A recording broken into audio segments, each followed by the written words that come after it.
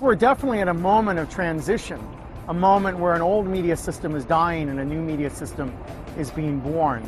An era when spectatorial culture is giving way to participatory culture, where a society based on a small number of companies controlling the storytelling apparatus is giving way to a much more complex mediascape where average citizens have the ability to seize control over the media technology and tell their own stories in powerful new ways.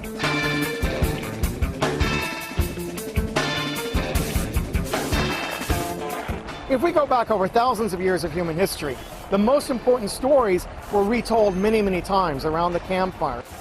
They belong to the folk. As we move into the 20th century, those images now belong to major media companies who claim exclusive ownership of it. What we're seeing is in the digital age, as the public begins to take media in its own hands and begins to assert its right to retell those stories, the public are taking media without the permission of copyright holders and innovating, experimenting, recontextualizing, responding to those images in new ways.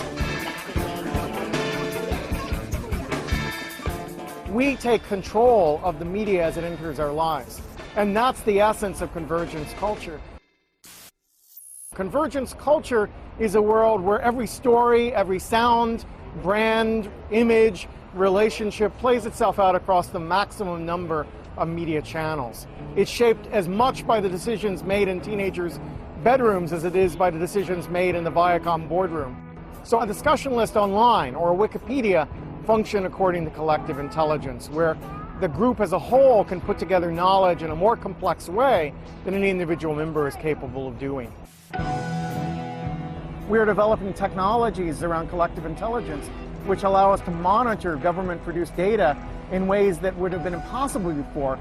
We're seeing human rights activists taking videos recorded by torturers and turning them around and using them to call attention to the role of torture around the planet. George Orwell imagined a world where Big Brother was watching us, but we instead, with little cell phone cameras, are watching Big Brother every moment of the day.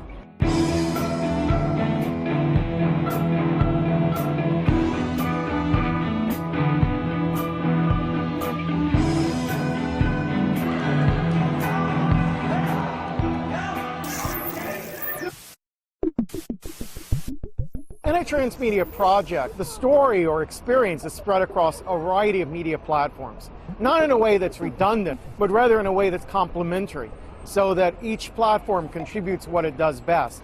The Matrix is everywhere. It is all around us, even now in this very room.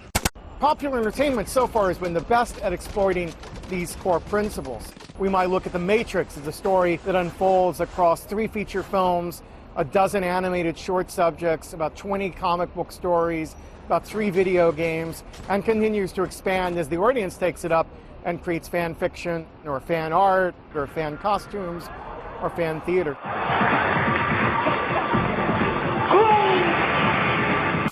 The advantage a documentary filmmaker has is that we're already depicting a world.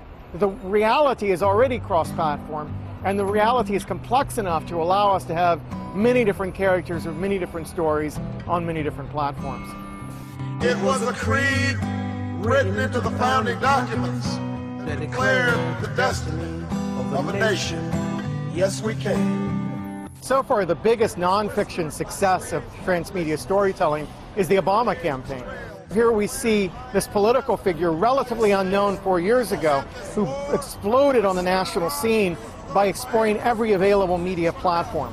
Social network spaces like Facebook and MySpace, cell phone technology to connect to the voters. YouTube is a platform for distributing both official video and allowing consumers to produce their own grassroots video. We will respond with that timeless creed that sums up the spirit of a people. Yes, we can.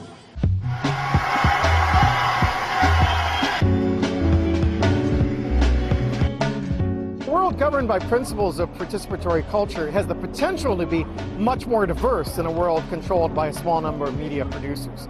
As average people develop the ability to tell their stories, we're seeing different perspectives emerge. We're seeing different groups gain representation. We're seeing groups challenge the dominant media images that have been constructed for their lives. And the challenge for those of us caring about social justice issues is to make sure that these tools get in the hands of those people who have been the most oppressed and most dispossessed to get their stories out and get their stories into circulation. As we expand Who Has the Power to Tell Stories, we have the potential for stories to grab our imagination, to touch our hearts, that come not from the entertainment infrastructure, but from some average citizen out there whose reality's never been depicted on the screen before. And I think that's the real excitement of our present moment of media change.